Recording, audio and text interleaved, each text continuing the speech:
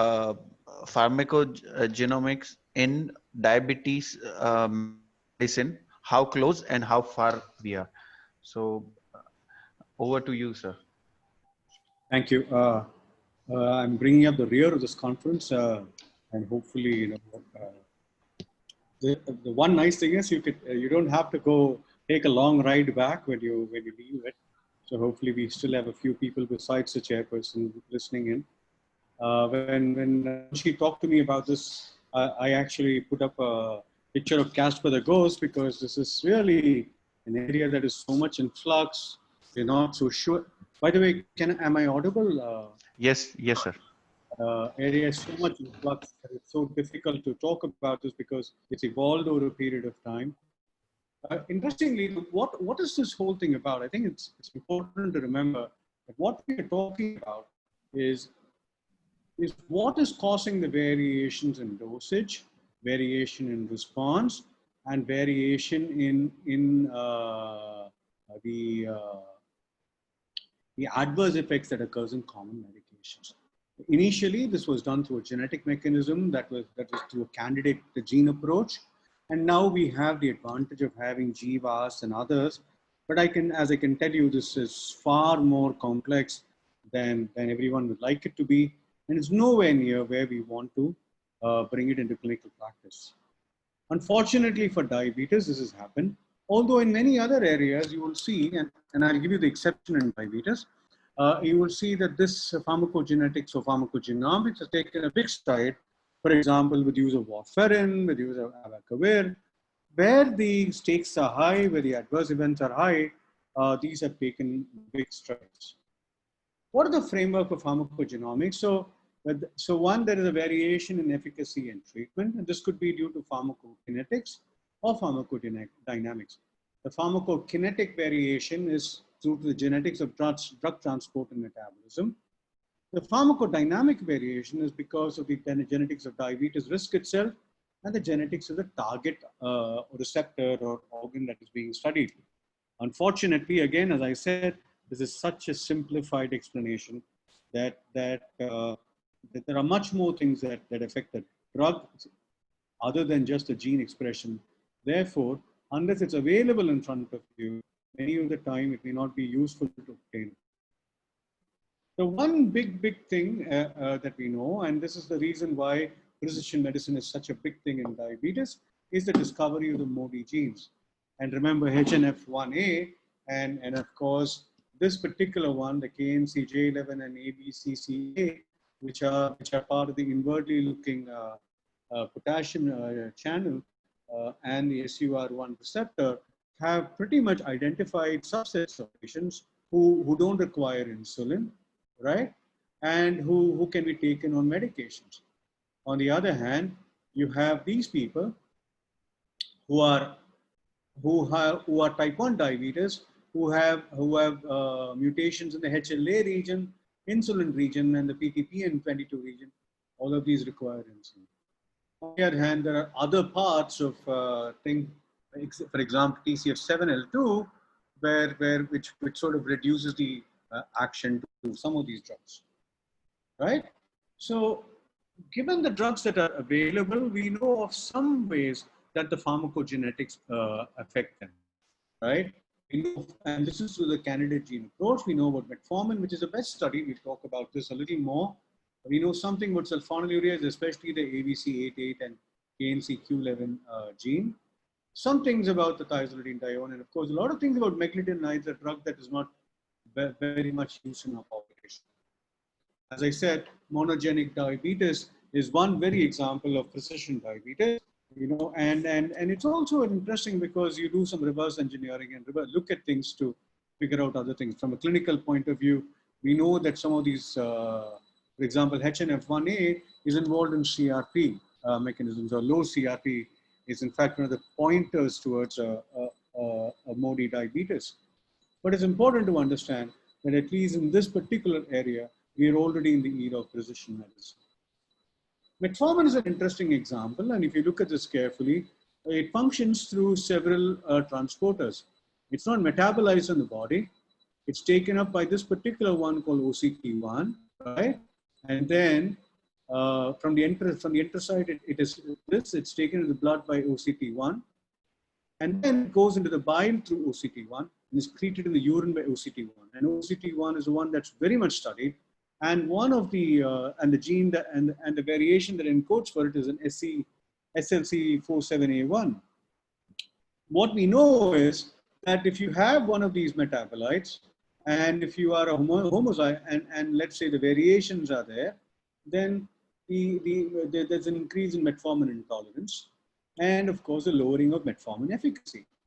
But the interesting question is, you know what? If I want to find metformin intolerance, start the drug, and if they have a GI discomfort,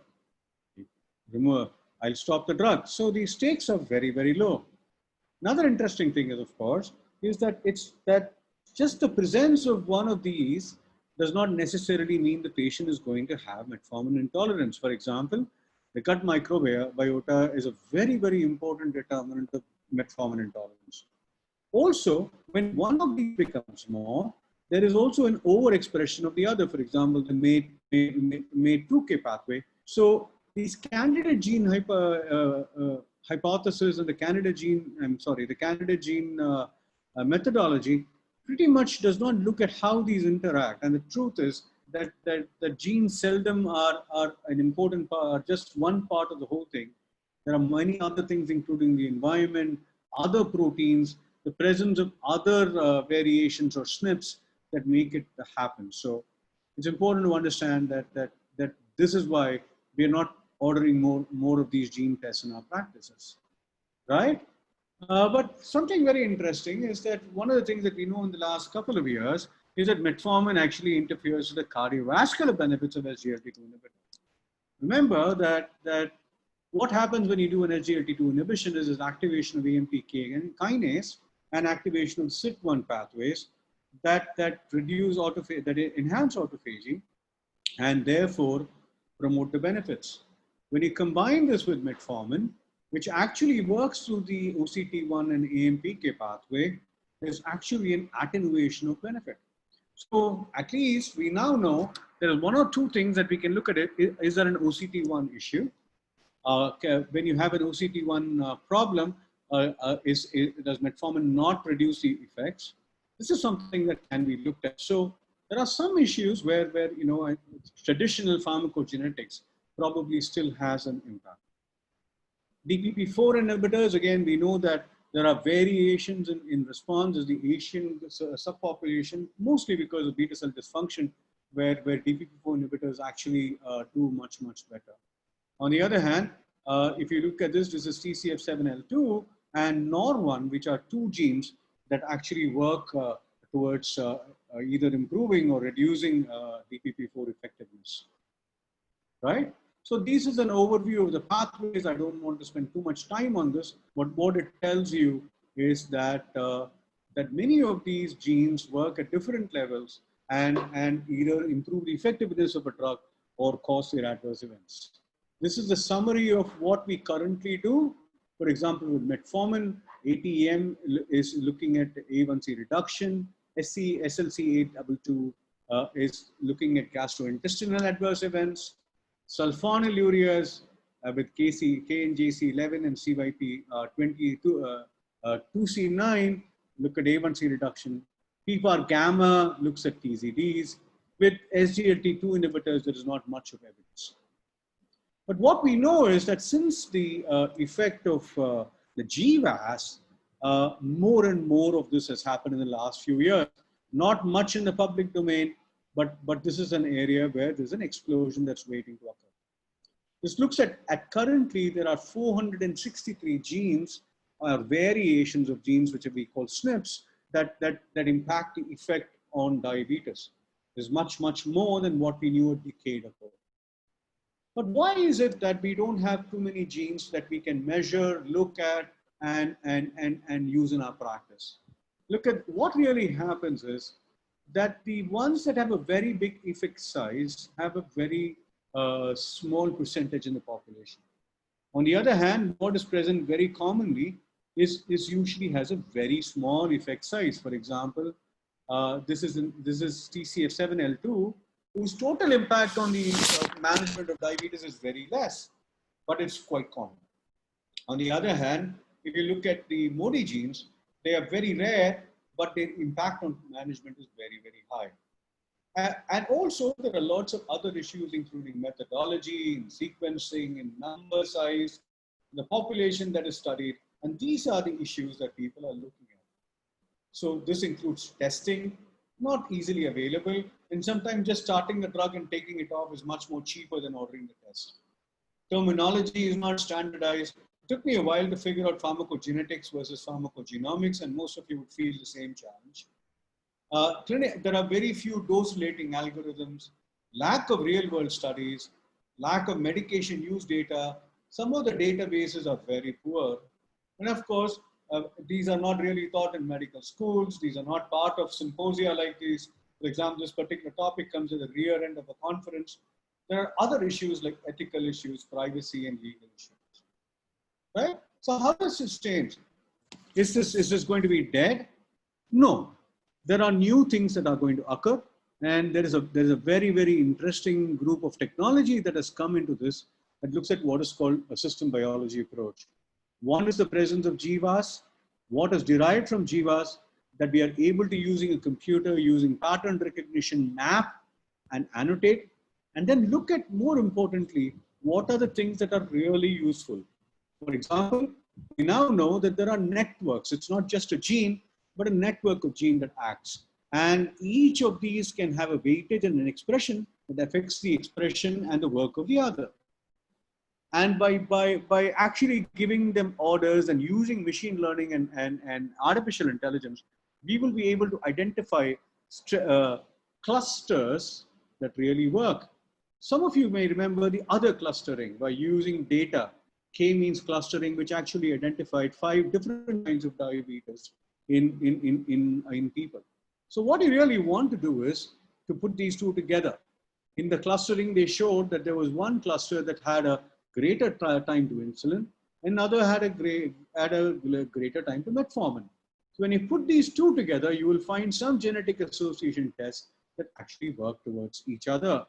So while the traditional candidate gene approach pharmacogenetics may be dead, a new biology is emerging where use of EMR, big data, artificial intelligence, machine learning combines with good old-fashioned clinical intuition that will make this better. So this is where we are. I don't want to take too much of time on a Sunday evening where everyone's ready to actually go and get some rest on a very, very busy 2 days. Thank you for the patience. If there are any questions, I'm happy to answer.